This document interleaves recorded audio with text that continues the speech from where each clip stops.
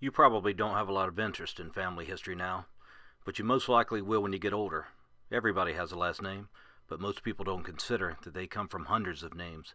No one name is any more important than another when looking at your ancestry as a whole. Your family tree has many names and branches. The name I'm going to talk about here is one that you are familiar with. It's your last name, and you will be the last to carry it within this family tree. You remember Granddaddy. He was awesome. You never met his father. I didn't either. He died before I was born.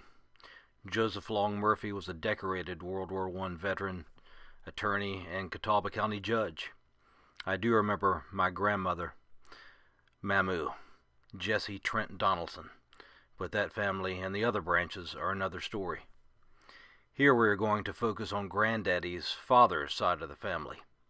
Your great-grandfather, Joseph Long Murphy, was born in Hickory in 1889 to Corinth pastor Joseph Lorenzo Long Murphy and Minnie Perkins Reinhardt. Young Joseph grew up in Hickory, most of his childhood living in the 1895 Queen Anne-style house, which has served as the Women's Resource Center in Hickory. This house used to serve as the Corinth Church Parsonage, where he served as Corinth minister from 1890 until his death in 1917. Joseph Lorenzo Long Murphy was born in 1858 on a farm in Davidson County between Abbott's Creek and Rich Fork Creek.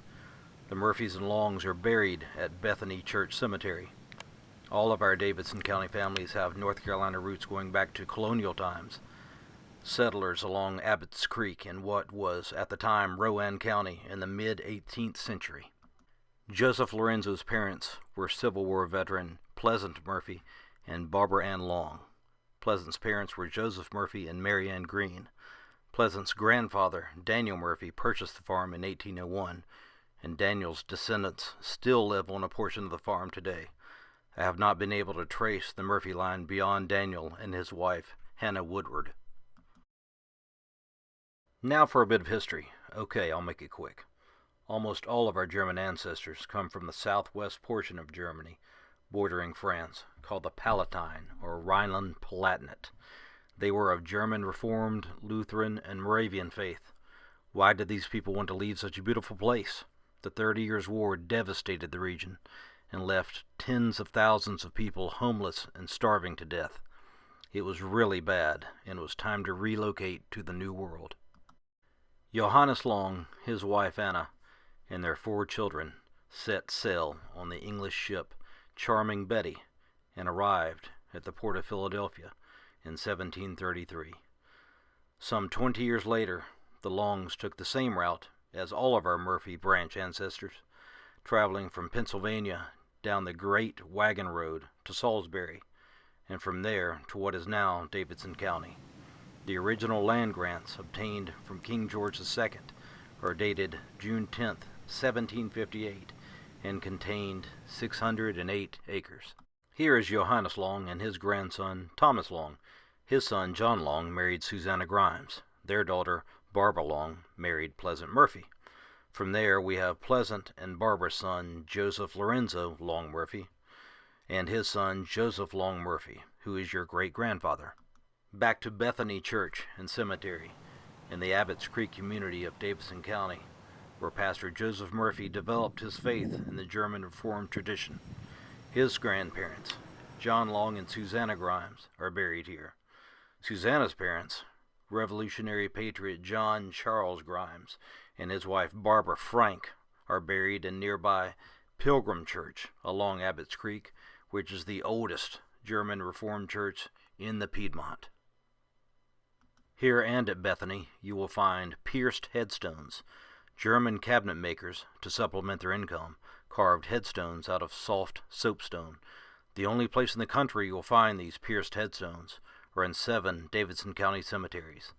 These highly sculptured gravestones, carved in the 18th and early 19th centuries, represent a nationally significant collection of folk sculpture.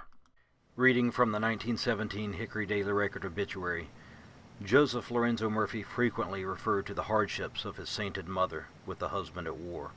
From her he drew inspiration. No man was better known or better loved. No man was a stranger to him.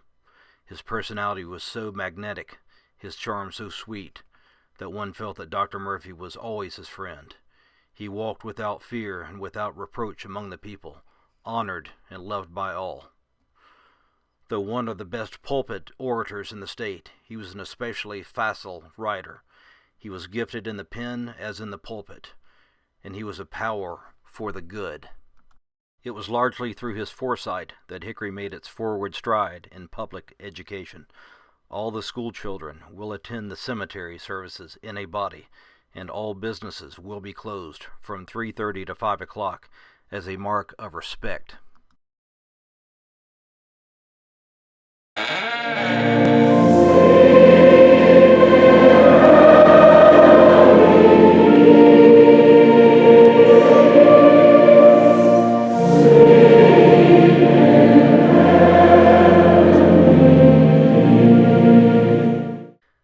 Okay, girls, I'm going to wrap this up. Take pride in your name and in all the families that came before you and made you who you are today.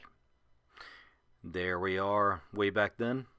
There's Granddaddy, Mr. Mayor. I do not look like that anymore.